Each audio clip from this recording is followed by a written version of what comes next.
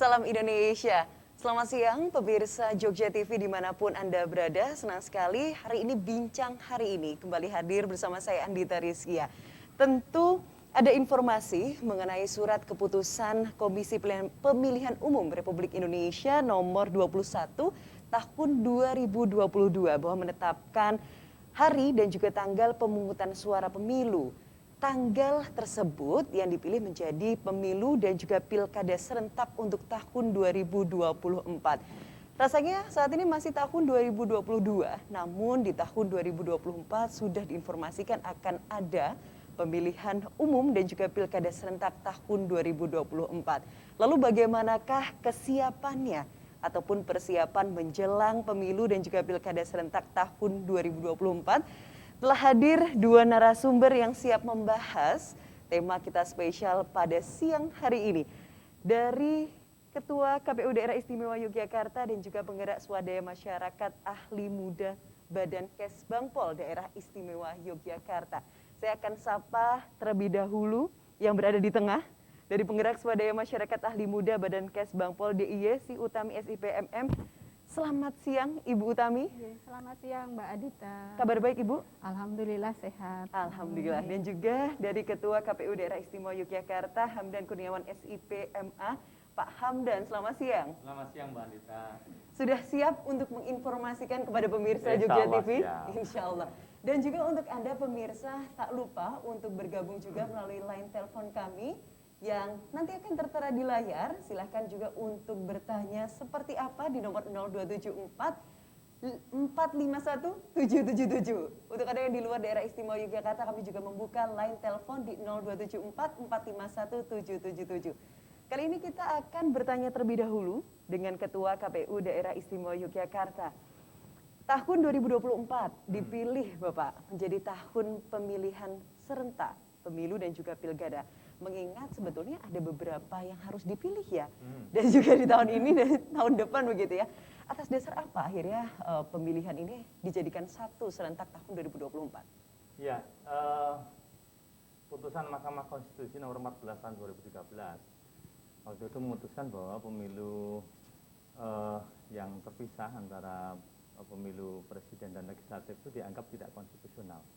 Sehingga itu kemudian melalui putusan itu kemudian disatukan. Itu dasar hukumnya. Yang kemudian ini menjadi dasar bagi terbitnya Undang-Undang Nomor 7 tahun 2017 tentang pemilu. Yang ini merupakan pengganti dari undang-undang sebelumnya, Undang-Undang Nomor 88 tahun 2012 tentang pemilu juga Undang-Undang Nomor 48. Nah, ini kemudian dijadikan satu undang-undangnya, Undang-Undang 7 tahun 2017 yang mengatur pelaksanaan pemilu serentak yang menggabungkan pemilu presiden dan wakil presiden, kemudian pemilu anggota DPR, pemilu anggota Dewan Perwakilan Daerah yang perwakilan provinsi masing-masing 4 itu, kemudian pemilu DPRD provinsi dan pemilu DPRD kabupaten kota. Ini sudah dilaksanakan di pemilu 2019 yang lalu sebenarnya Mbak Andita. Yeah. Namun kemudian karena tidak ada perubahan terhadap undang-undang itu, maka pemilu serentak yang dengan format yang sama itu dilaksanakan kembali di tahun 2024.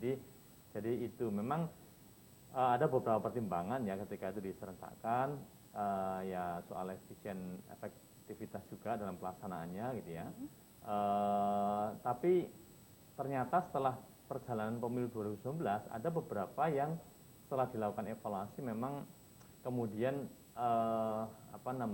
harus menjadi catatan ya untuk dilakukan perbaikan-perbaikan terkait dengan keserentakan pemilu itu. Misalnya ketika ditemukan di 2019 itu pemilih mendapat 5 surat suara. Ada beberapa pemilih yang mungkin agak bingung dengan 5 surat suara. Tapi ini kemudian menjadi rekomendasi agar bagaimana terutama penyelenggara pemilu seperti kami itu bisa memberikan informasi yang paripurna, yang komprehensif agar tidak ada lagi kebingungan. Memang tidak semuanya, tapi beberapa kelompok masyarakat ada yang mengeluh seperti itu.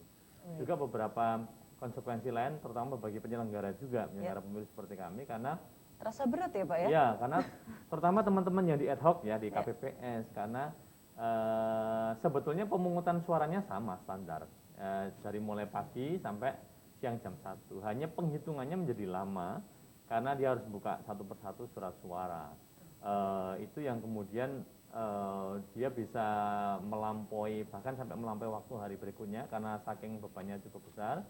Dan kita tahu kemarin kita prihatin juga beberapa petugas penyelenggara di level ESOP, KPPS ya, itu beberapa ada yang sakit dan juga bahkan ada yang meninggal dunia. Nah ini juga menjadi input bagi penyelenggara, khususnya bagaimana agar beban penyelenggara besok tidak terlalu berat ya dengan melihat pengalaman tahun 2019. Jadi memang ada plus minus ya terkait dengan keserentakan pemilu itu. Baik.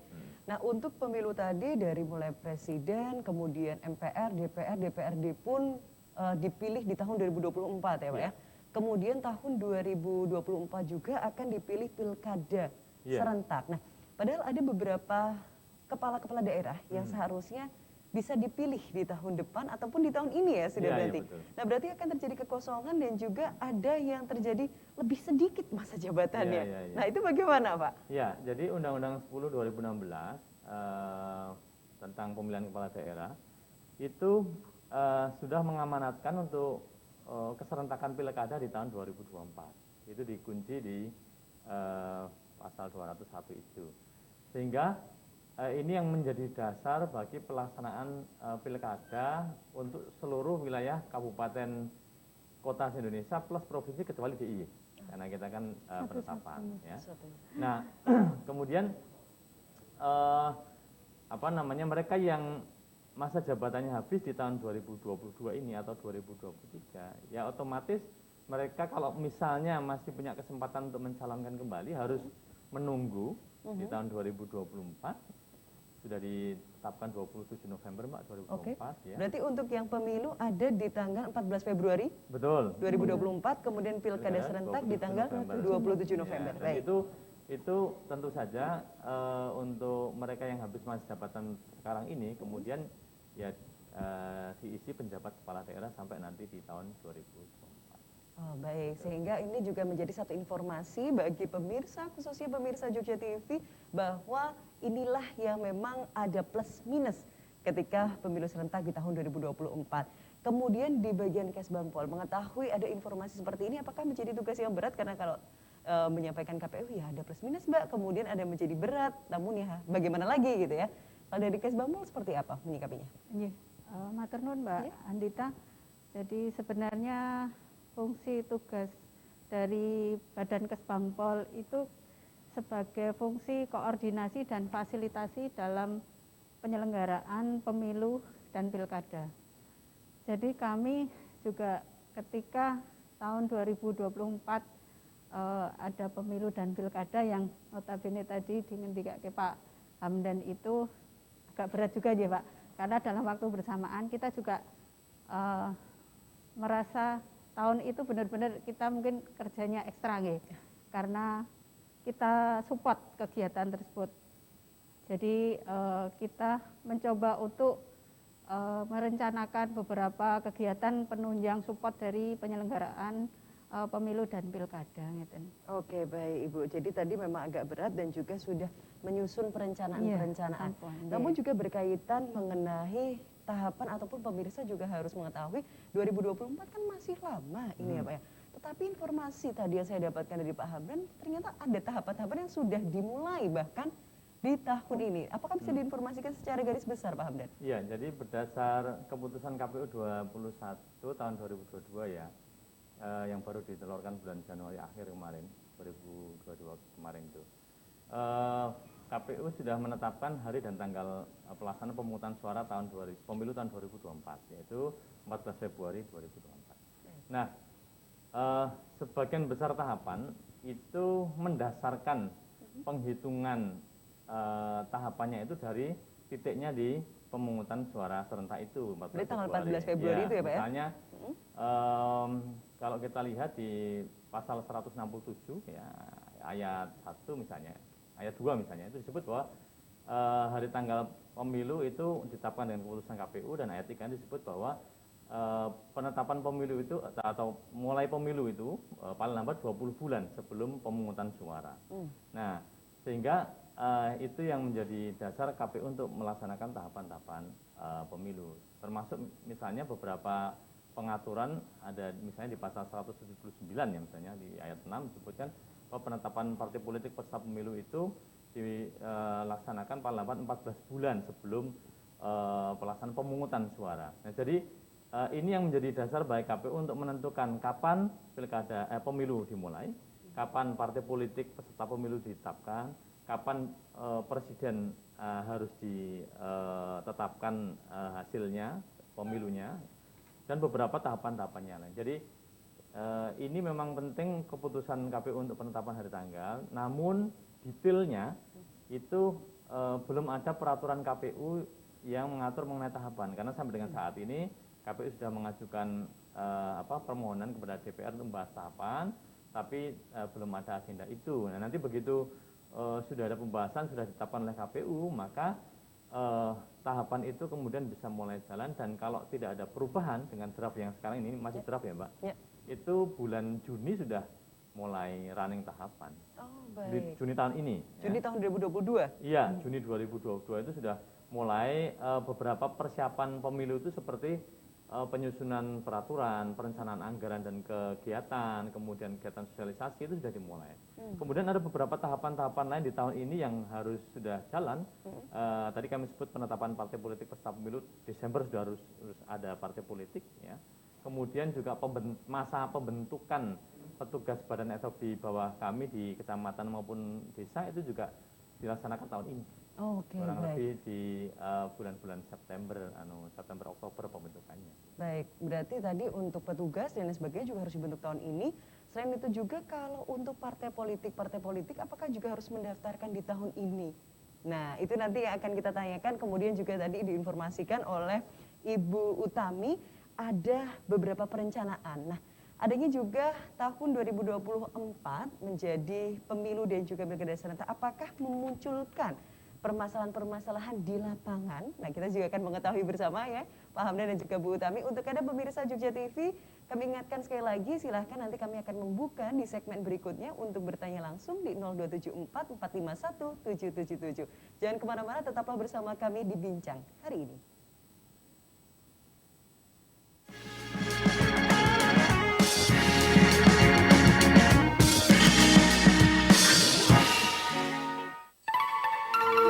Selamat datang di dunia warna M.Co.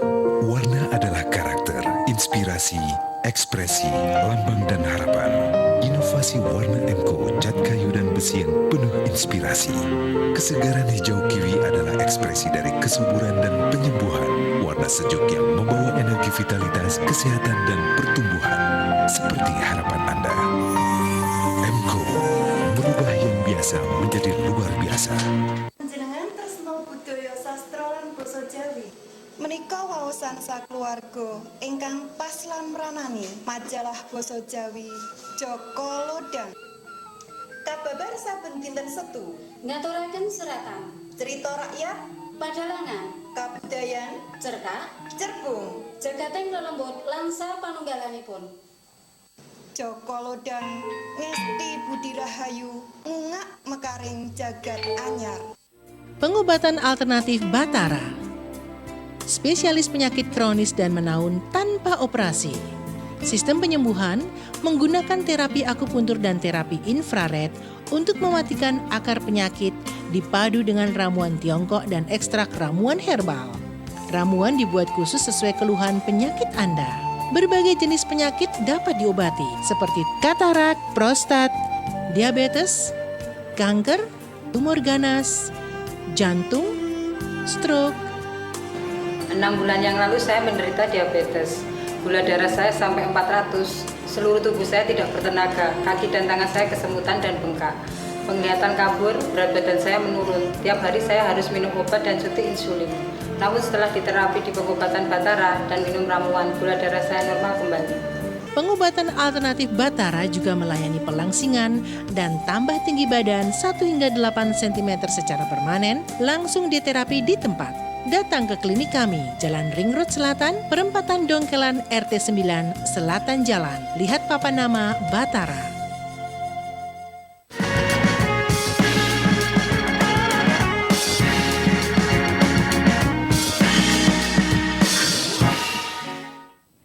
Terima kasih Anda masih bersama kami di Bincang hari ini dengan tema persiapan menjelang pemilu dan juga pilkada serentak tahun 2024. Untuk Anda pemirsa Jogja TV yang sudah bergabung melalui line kami, silahkan nanti kami juga akan mengangkat telepon di 0274 451 777. Untuk Anda yang ada di luar daerah istimewa Yogyakarta ataupun di luar Jogja, kami pun juga membuka di 0274 451 777.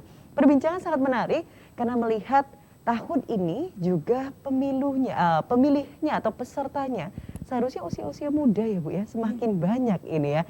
Nah, kalau tadi dari Bu Utami menyampaikan ada beberapa perencanaan. Bolehkah diinformasikan Ibu apa saja perencanaan-perencanaan yang akan disosialisasikan, terutama segmentasinya mungkin ya? Silakan. Untuk kegiatan yang dilaksanakan di Badan Kesbangpol yang sudah kita rencanakan ke depan ini ada beberapa. Jadi kita melalui klasikal maupun dengan media sosial. Jadi dengan teknologi IT mungkin nanti banyak merambah kepada teman-teman anak muda. Jadi pendidikan politik bagi pemilih pemula karena mereka selain jumlahnya yang cukup besar, kemudian mereka belum mempunyai literasi politik yang bagus. Jadi mereka kadang masih bersikap apatis. Jadi kadang mereka enggan lah berpolitik ya. Dan itu menjadi tugas kami dalam menyelenggarakan pendidikan politik menyentuh mereka, terutama anak-anak muda. Jadi tingkat partisipasi mereka, kemudian kita memberikan literasi politik yang benar. Karena kadang mereka bersikap demikian mungkin karena dengan adanya beberapa berita mungkin kaitannya dengan praktik-praktik yang dilakukan oleh para politisi. Jadi ini menjadi PR kami. Kemudian ada pendidikan politik untuk kelompok perempuan. Sebenarnya sudah diamanatkan dalam undang-undang bahwa kita itu keterwakilan perempuannya di dalam legislatif itu masih belum mencapai 30% seperti yang diamanatkan. Jadi kita motivasi dari teman-teman kelompok perempuan untuk ikut serta mencalonkan diri dalam legislatif. Jadi mungkin ini menjadi PR kami dan ke depan kita akan melakukan sebuah pelatihan atau peningkatan kompetensi bagi teman-teman kelompok perempuan. Jadi mereka kemarin dari hasil sosialisasi yang kita laksanakan di tahun 2021 itu mereka mengusulkan untuk diadakan semacam peningkatan kompetensi mereka. Kepengen mencalonkan diri tapi merasa belum pede. Jadi kayak kompetensinya kurang begitu ya Bu? Jadi mereka kadang makanya terus kemudian mereka kepingin ada mengusulkan ke kami untuk bisa difasilitasi untuk bisa mereka mungkin membranding diri. Oh, baik. Kemudian dalam ikut serta dalam pencalonan legislatif dan kemudian juga kita motivasi dari teman-teman kelompok difabel karena mereka juga mempunyai hak yang sama, hak untuk memilih dan dipilih. Selama ini mereka masih terkendala. Untuk yang tahun kemarin kita juga telah melaksanakan sosialisasi kepada kelompok difabel dan mereka juga mengusulkan ada keterwakilan dari kelompok difabel. Jadi mereka bisa mewakili kelompok difabel nanti dalam legislatif, kemudian bisa menghasilkan kebijakan-kebijakan yang mungkin berpihak kepada mereka. Okay. Dan kemudian mungkin ke depan kita juga akan melakukan semacam mungkin kayak pelatihan bagi teman-teman penyelenggara pemilu. Sebenarnya penyelenggara pemilu itu menjadi PR kita ya Pak Hamdan ya, karena usia yang sekarang batasi juga kemarin, dan PR-PR kemarin yang banyak yang sakit, banyak yang meninggal. Kita butuh mungkin teman-teman yang muda-muda dan mereka paham tentang proses penyelenggaraan pemilu. Jadi mungkin ke depan mungkin kita akan laksanakan support untuk penyelenggaraan pemilu. Baik, kalau tadi diinformasikan ada beberapa perencanaan yang telah disusun, mulai dari segmentasinya pemilih pemula, kemudian juga perempuan, teman-teman difabel dan lain sebagainya. Kalau melihat pemilunya masih 2024, hal tersebut apakah sudah dilaksanakan atau akan dimulai di tahun berapa ini, Bu Utami? Yeah. Untuk yang tahun 2022 ini kita masih sebatas sosialisasi. Berarti melalui media sosial begitu? Media sosial kita nanti akan buat konten-konten dan pembuatan film pendek mungkin yang menarik teman-teman, terutama ini yang muda-muda. Jadi kita kemas seperti apa, mungkin meningkatkan motivasi mereka dalam ikut serta dalam berpolitik. Kemudian nanti juga selain konten-konten medsos dan kegiatan yang 2023 nanti, yang nanti kalau itu memang sudah disetujui oleh TAPD dan dari teman-teman legislatif, kita akan mencoba lomba konten dari YouTube gitu. Jadi buat teman-teman nanti film mungkin YouTube begitu ya? Nanti memunculkan mereka untuk berkreasi, membuat film pendek gitu. Dan juga konten yang menarik begitu ya? Konten yang menarik tentang pendidikan politik. Baik, terutama juga sekarang masih ada di era pandemi nih Bu, naik turun level di Yogyakarta juga. Kemudian apakah tadi hanya menyasar melalui sosial media, tidak bisa mengumpulkan dan lain sebagainya, atau seperti apa? Untuk klasikal, jadi yang mengumpulkan lewat sosialisasi klasikal kita ada. Cuman memang mungkin karena pandemi, jadi kita masih belum begitu banyak yang kita lakukan. Mungkin yang tahun 2023 nanti semoga pandemi sudah ini, atau mungkin ini sudah jadi endemi, jadi kita bisa melakukan kegiatan sosialisasi maupun pelatihan itu lebih optimal. Jadi kita akan tingkatkan volumenya di tahun 2023, baik itu secara mungkin klasikal ataupun melalui medsos gitu. Baik, terima kasih Bu Tami. Nah, kemudian kalau dari KPU Daerah Istimewa Yogyakarta ini Pak, tadi juga banyak sosialisasi yang telah dilakukan oleh Kesbangpol. Kemudian tadi Pak Hamdan juga sempat menyebutkan terjadi kebingungan nih Mbak, kalau ketika menerima ada 5 surat suara, mau siapa yang dicoblos gitu ya, bukan sistem ABC begitu ya Pak ya. Nah, itu bagaimana sosialisasi dari KPU terutama saat ini masih di tengah pandemi, apakah sudah mulai sosialisasi atau 2023 saja lah Mbak gitu?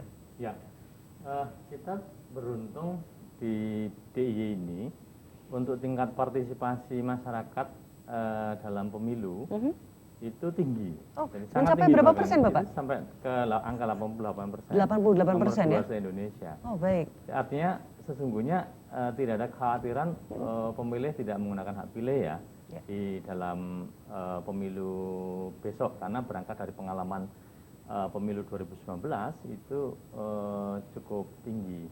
Nah, beberapa fokus memang ada yang membuat kita ini menjadi mulai berpikir untuk karenanya pandemi ya Mbak. Ini kemudian membuat beberapa strategi atau perencanaan untuk menyasar selain dengan kegiatan sosialisasi melalui metode-metode konvensional, menggunakan juga teknologi informasi ya, seperti yang Bu Utami tadi sampaikan.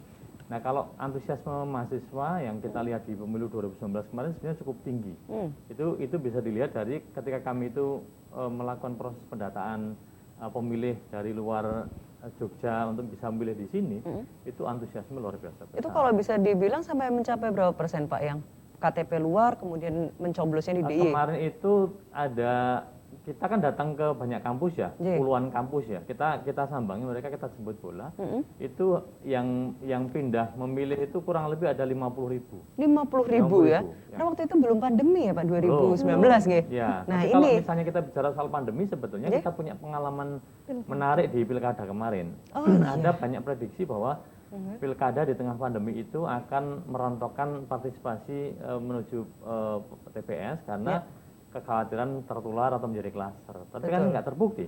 Ya. Karena dibanding pilkada 2018 misalnya, di beberapa tempat di luar Jogja, kalau kita kan pilkadanya waktu itu terakhir kan 2015 ya di tingkat kabupaten. Betul. Tapi dibandingkan 2015 maupun 2018 secara nasional itu naik di tengah pandemi ini sampai di angka 76,09%. Padahal Justru sebelumnya naik. 74% sebelumnya, bahkan 72% sebelumnya. Jadi kita tidak tahu faktor apa, tapi semangat untuk hadir ke TPS untuk menggunakan hak pilih sebetulnya cukup besar, cukup tinggi. Tinggal bagaimana kemudian kita terus merawat para pemilih ini, kita berikan asupan informasi yang sesuai dengan mereka. Generasi Z yang kita tahu lahir ceprot langsung punya Memilih. HP, langsung punya HP, atau generasi Y, Betul. itu kan tentu berbeda metode sosialisasinya dengan mereka yang mungkin sudah sepuh, yang butuh cara yang lain, yang cara-cara yang konvensional belum begitu mungkin ya? ketemu muka dan seterusnya. Betul. Jadi memang ada banyak cara yang harus dilakukan agar mereka sekurang-kurangnya mau hadir ke TPS ya. Ini bicara partisipasi kan yang minimalis kan hadir ke TPS untuk menanam Betul. pilihan. Tapi Karena kan, harus mencoblos ya, tidak bisa Betul. online ya Pak ya. betul. Partisipasi kan banyak sebetulnya. Iya, Jadi, betul. Tapi kita akan terus lakukan, dan kita memang masih menunggu tahapan, Mbak. Jadi Iya. kita kalau sosialisasi ini bertahap. Kalau tahapan sudah diputuskan, katakan bulan April atau Mei besok, Ya. April pasti ya, itu kemudian kita akan kemudian running untuk mensosialisasikan ada tahapan-tahapan yang wajib diketahui oleh masyarakat ya. Ada tahapan pendaftaran verifikasi partai, kemudian sosialisasi untuk pendaftaran petugas penyelenggara, karena kita ingin partisipasi mereka untuk bisa ikut sebagai penyelenggara pemilu tahun 2024. gitu. Tapi sedikit Bapak, jumlah untuk kebutuhan petugas itu mencapai berapa? Ya, ratus, Pak? kalau jumlahnya kan setiap TPS itu kan 7 KPPS ya. Itu kalau misalnya jumlah TPS-nya 8.000 ya dikali itu Dikalikan ada 7 kali 8. ribuan Baik. di seluruh. Jadi ada kebutuhan yang cukup besar, dan kemungkinan besok itu bisa Lebih begitu? lebih banyak lagi gitu. Oh, baik. Karena saat ini memang sedang dirancang bagaimana agar jumlah pemilih TPS itu tidak terlalu besar, supaya petugas penyelenggara di level TPS itu tidak butuh waktu yang terlalu lama untuk menghitung suara. Karena itu juga yang kemarin membuat mereka capek gitu. Sampai Kelelahan. lihat di berita juga sering sehari belum selesai dan lain Oh, sebagainya gitu ya. karena sampai Baik. pagi. Nah, itu pun juga akan menjadikan permasalahan-permasalahan yang mungkin akan timbul begitu ya Pak ya dalam penyelenggaraan pemilu dan juga pilkada serentak. Nanti kita akan bahas kembali pemirsa. Namun untuk Anda tetaplah bersama kami di Bincang hari ini.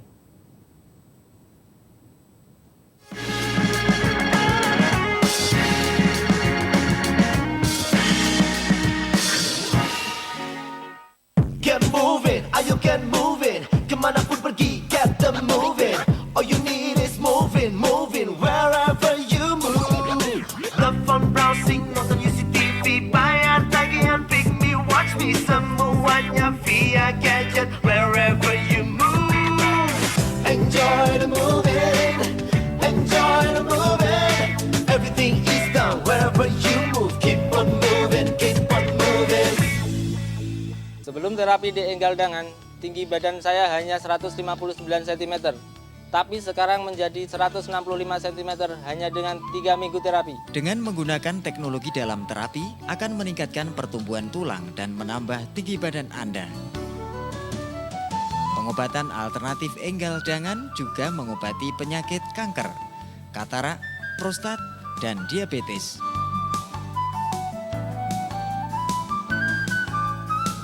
Dengan metode penyembuhan mematikan akar penyakit melalui titik meridian akupunktur serta menggunakan ramuan leluhur yang dikombinasikan dengan ramuan Cina akan mengobati penyakit kronis Anda tanpa operasi. Jangan ragu untuk berobat di Enggal Dangan, karena kami memberikan bukti, bukan janji. Kunjungi kami di pengobatan alternatif Enggal Dangan, Jalan Jogja Solo kilometer 17 Pamukti Baru, RT 4 RW 2 Tlogo, Prambanan.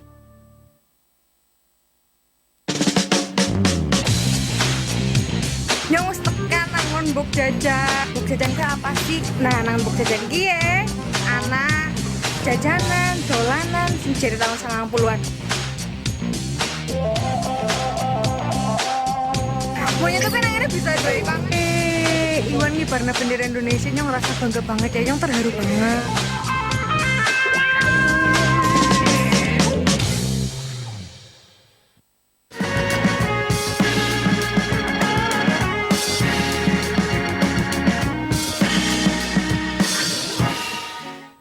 Baik, pemirsa, terima kasih Anda masih bersama kami di Bincang hari ini. Untuk Anda, jangan lupa untuk terus bergabung bersama kami di line telepon di 0274 451 777.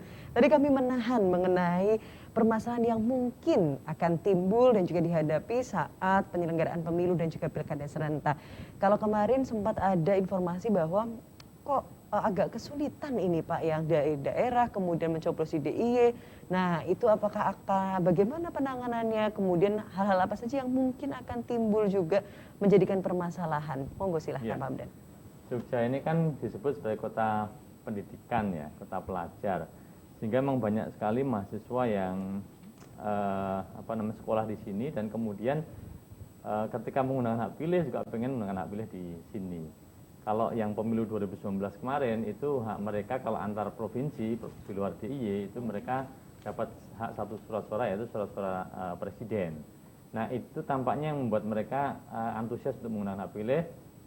Pernah saya ketika melakukan pendaftaran di salah satu kampus itu saya tanya kenapa enggak milih di sana, Pak saya hari besar agama aja nggak pulang apalagi untuk memilih kata gitu, sehingga dia memang lebih prefer untuk memilih di sini dan mungkin berbagai alasan yang lain. Nah saya kira hal yang sama itu akan terjadi di tahun 2024. Kita banyak sekali menghimpun mahasiswa dari banyak daerah dan kemudian yang kemarin terjadi di 2019 itu menjadi evaluasi bagi kami di penyelenggara di tingkat DIY ya. Jadi mereka sesungguhnya kita fasilitasi untuk hak pilihnya. Kita data mereka, kami datangi kampus-kampus gitu ya. Tapi memang kemudian problemnya adalah soal ketersediaan surat suara. Ada beberapa tempat seperti saya sebut di Sleman ya yang punya kampus paling banyak dibanding kabupaten kota lain. Itu jumlah pemilih dari mahasiswa saja sekitar 20-an sampai 25 ribu. Itu hampir separuh dari yang tadi kami sebut tadi yang sebelumnya tadi itu. Dan yang 50 ribu tadi ya. Dan itu kemudian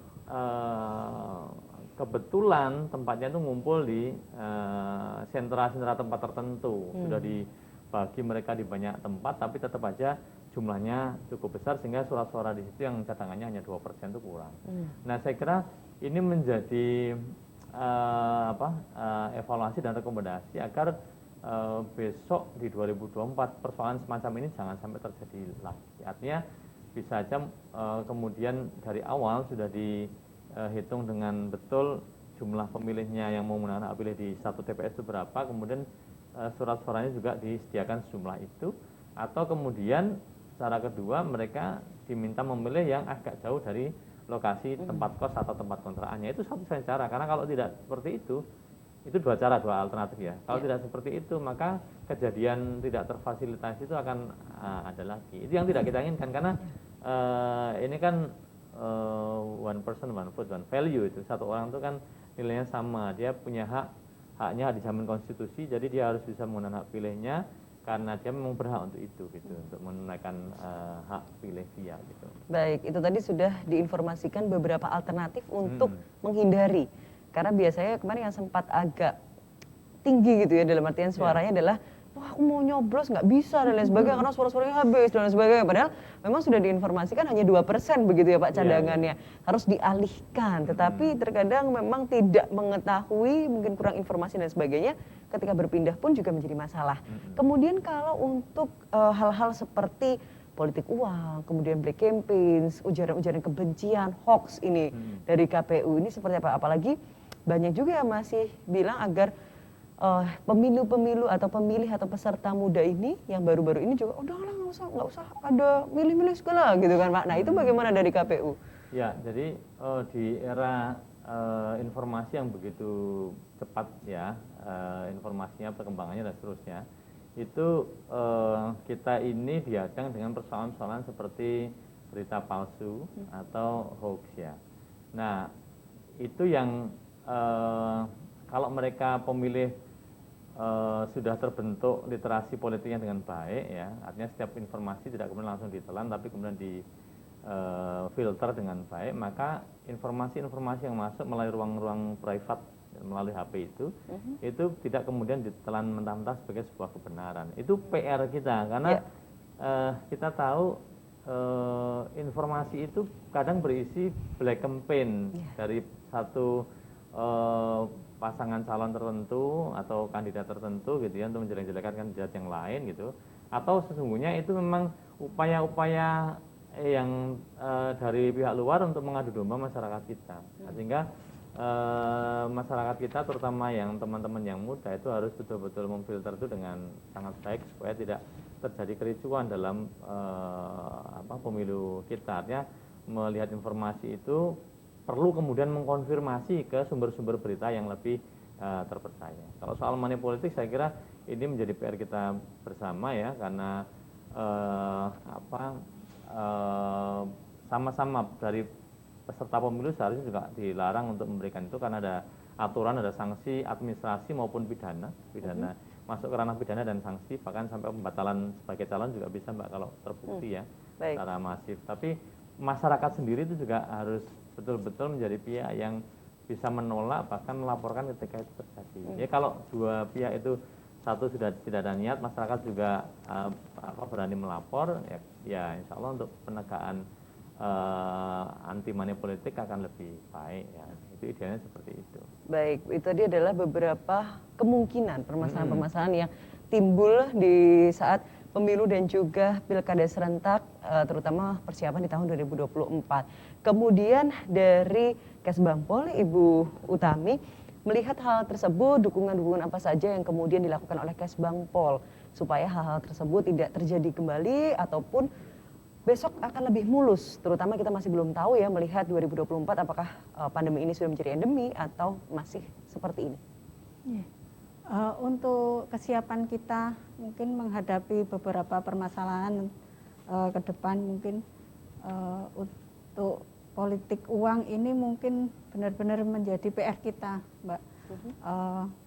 Mungkin dalam kegiatan pendidikan politik nanti kita lebih menekankan, mungkin kita menggandeng teman-teman dari Bawaslu juga untuk bisa memberikan pemahaman ketika teman-teman pemilih itu menerima uang itu dan kemudian dari calon legislatif juga memberikan uang ini, kemudian ke depan jadi lebih ditekankan ketika teman-teman pemilih nggak mau menerima uang ini, mungkin kita sudah ada desa anti politik uang ya Bapak ya. Mungkin ke depan seperti ini yang mungkin kita bisa jadikan kita tularkan ke yang lain. Jadi ketika semua dari masyarakat itu tidak mau menerima uang, ada kesepakatan gitu, kemudian ini mungkin akan menjadi lebih mulus dan meminimalkan politik uang. Jadi mungkin di kegiatan kami ini nanti kita mesti selipkan untuk kampanyekan anti politik uang. Dan ini menggandeng teman-teman dari baik itu LSM, kemudian dari Bawaslu, KPU, nanti kita gandeng, kita bersama-sama untuk meminimalkan politik uang. Baik, jadi istilahnya dari yang memberi kemudian yang menerima itu sama-sama tidak Tidak, boleh yeah. begitu ya, tidak Yeah. mau ya. Karena kalau memberi kemudian yang menerima juga tetap mau-mau aja, ini akan terus berlanjut begitu ya.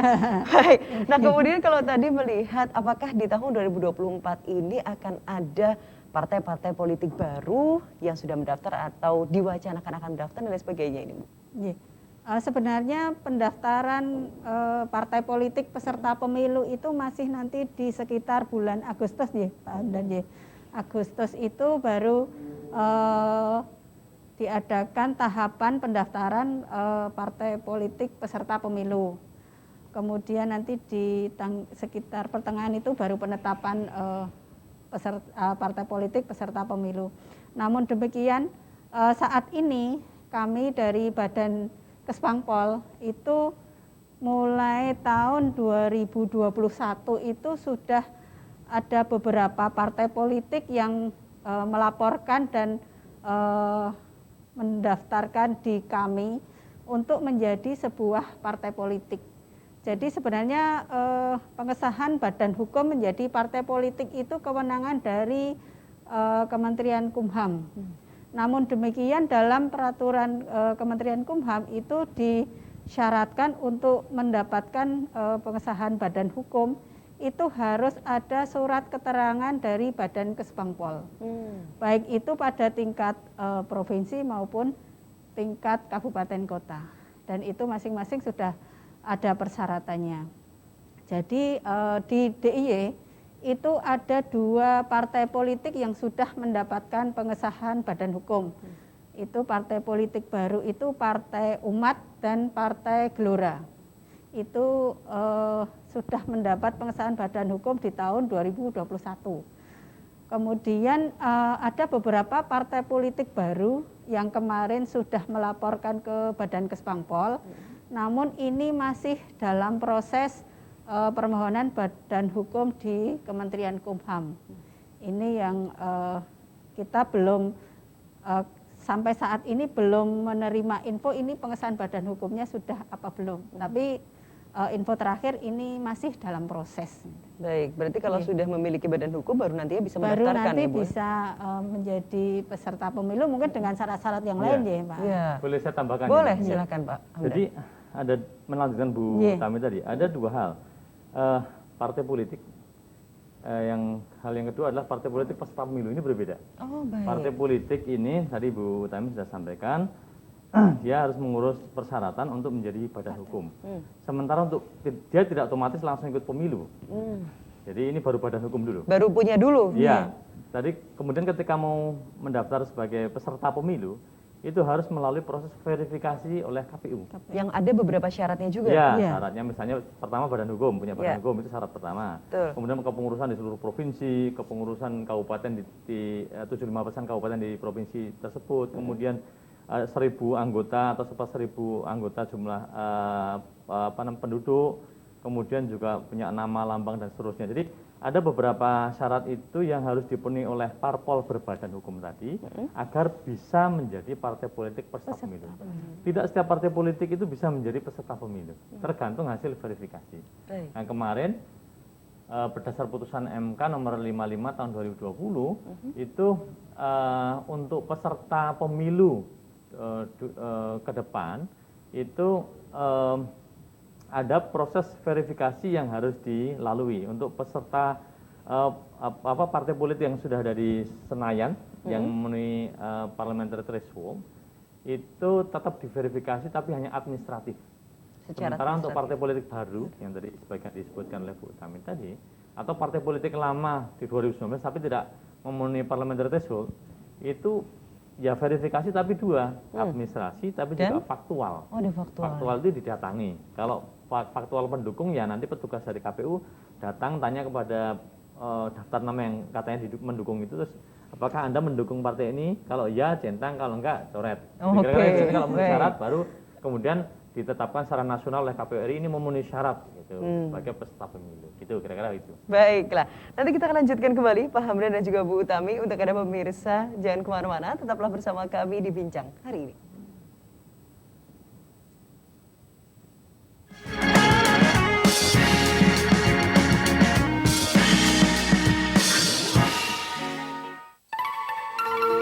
Selamat datang di dunia warna MQ. Warna adalah karakter, inspirasi, ekspresi, lambang dan harapan. Inovasi warna MQ cat kayu dan besi yang penuh inspirasi. Semangat dan keberanian warna merah cabai adalah inspirasi gairah kebahagiaan dan kegembiraan. Sesuai dengan kepribadian Anda. MQ merubah yang biasa menjadi luar biasa. Sebelum terapi di enggal dangan, tinggi badan saya hanya 159 cm. Tapi sekarang menjadi 165 cm hanya dengan 3 minggu terapi. Dengan menggunakan teknologi dalam terapi akan meningkatkan pertumbuhan tulang dan menambah tinggi badan Anda. Pengobatan alternatif enggal dangan juga mengobati penyakit kanker, katarak, prostat, dan diabetes.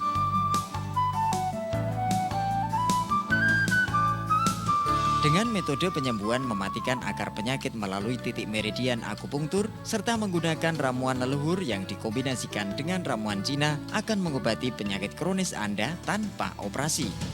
Jangan ragu untuk berobat di enggal dangan karena kami memberikan bukti bukan janji.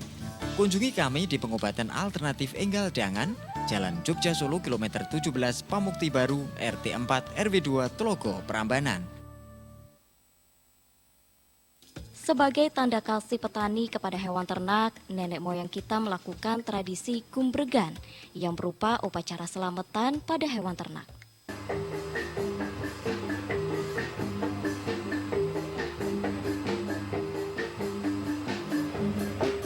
Bagi warga perantau, merti dusun menjadi salah satu cara sakral selain lebaran.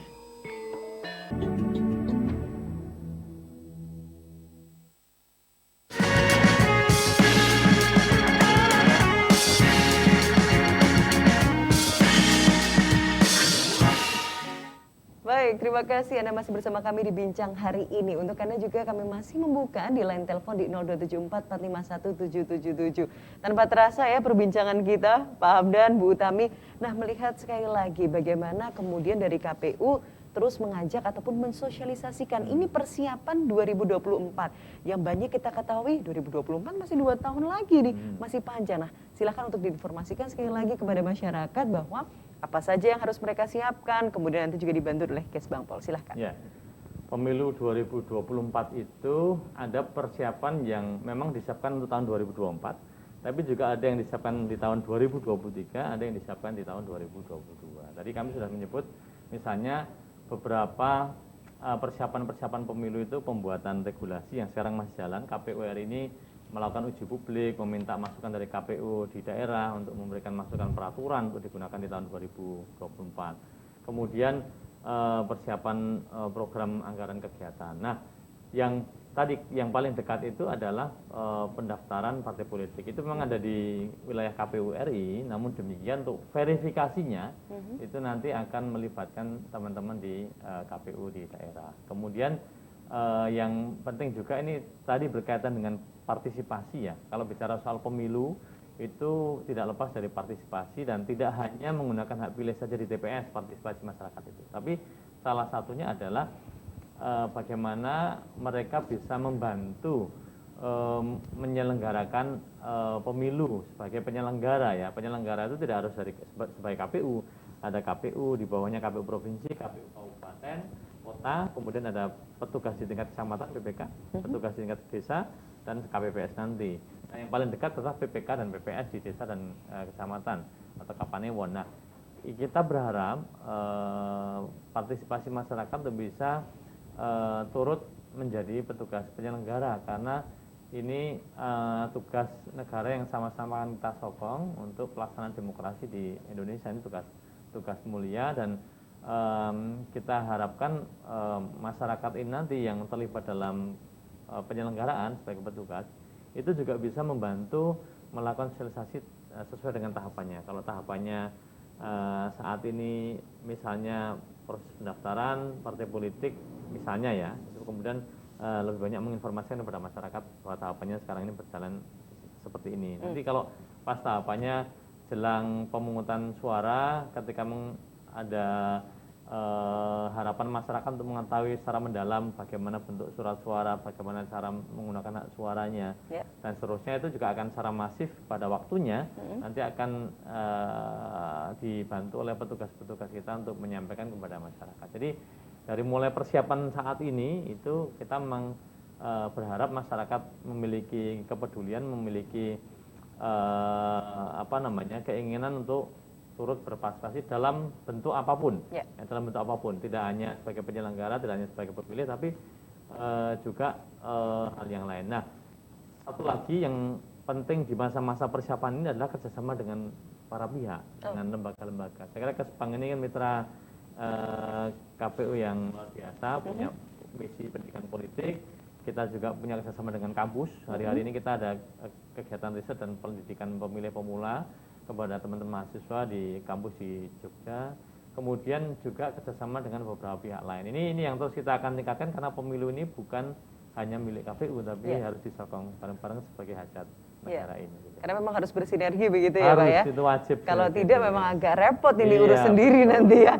Baiklah, tadi juga sudah diinformasikan oleh Pak Hamdan bahwa Kesbangpol juga punya peranan penting. Nah mungkin yang perlu diinformasikan juga ke masyarakat bahwa pemilih gitu ya, tidak hanya sekedar memilih asal coblos, tetapi bagaimana kemudian dari Kesbangpol mengambil peran supaya bisa tahu bagaimana latar belakang yang dipilih dan lain sebagainya. Kemudian juga tidak ada yang istilahnya, yuk milihnya bareng-bareng si A saja yuk gitu ya, atau si B saja yuk, tidak seperti itu, tetapi betul-betul memang memiliki hak suaranya sendiri gitu.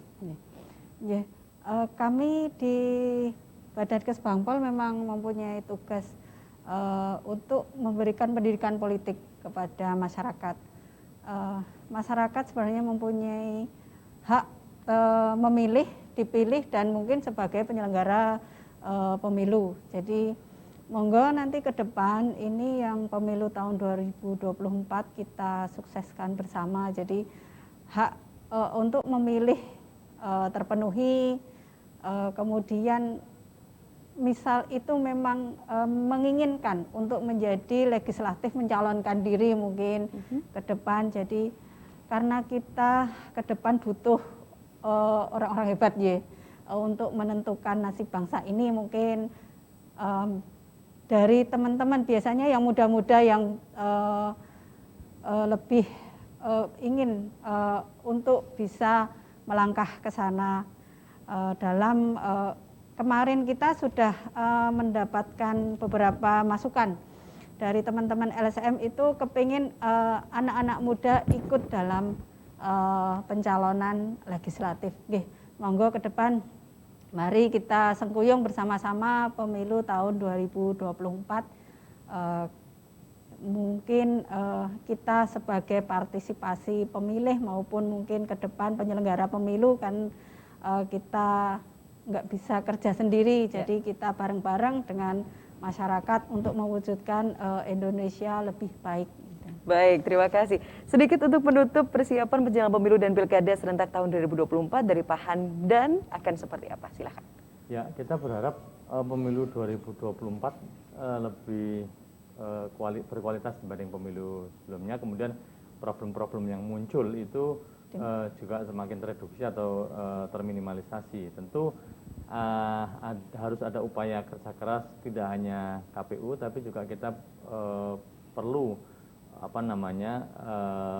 dukungan dari banyak pihak, karena mitra KPU juga banyak ya, agar sama-sama mensukseskan pemilu 2024 dan meminimalisasi persoalan yang kemarin muncul di 2019. Itu harapan kami sehingga demokrasi tumbuh mekar menjadi lebih baik daripada sebelumnya. Terima kasih. Secara singkat dari Bu Utami, monggo.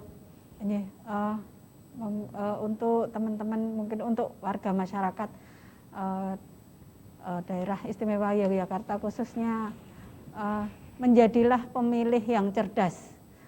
Kita untuk Indonesia lebih maju, jadi kita tidak hanya didasarkan pada uang, politik uang. Jadi ke depan marilah kita bangun mungkin hal-hal yang dengan politik uang kita minimalkan, dan ini mungkin akan menjadi embrio ke depan untuk menjadi jadilah pemilih yang cerdas. Jadi kita ketika memilih tahu siapa yang dipilih dengan track record dan mungkin kemampuan. Jadi benar-benar kita bertanggung jawab atas pilihan kita. Baik. Nggih. Baik, terima kasih. Terima kasih Pak Hamdan dan juga terima kasih Bu Tami telah berbincang. Sangat seru tentunya tema kita dan juga untuk Anda pemirsa Jogja TV, terima kasih telah bergabung bersama kami. Tanpa terasa memang waktu kita sangatlah terbatas, ingin rasanya masih berbincang bersama di Bincang hari ini. Nah pemirsa, pemilihan serentak pemilu dan juga pilkada tahun 2024 rasanya masih lama. Namun untuk Anda siapkan diri Anda menjadi pemilu cerdas seperti yang diinformasikan. Dan juga pemilu yang terus mengikuti tidak hanya sekedar memilih namun mengetahui siapa yang dipilih. Hari ini saya Dita Rizkia mewakili kerabat kerja yang bertugas mengucapkan terima kasih telah bergabung bersama kami di Bincang hari ini. Dan selamat siang. Wassalamualaikum warahmatullahi wabarakatuh. Salam Indonesia. Terima kasih Pak Hamdan, terima kasih.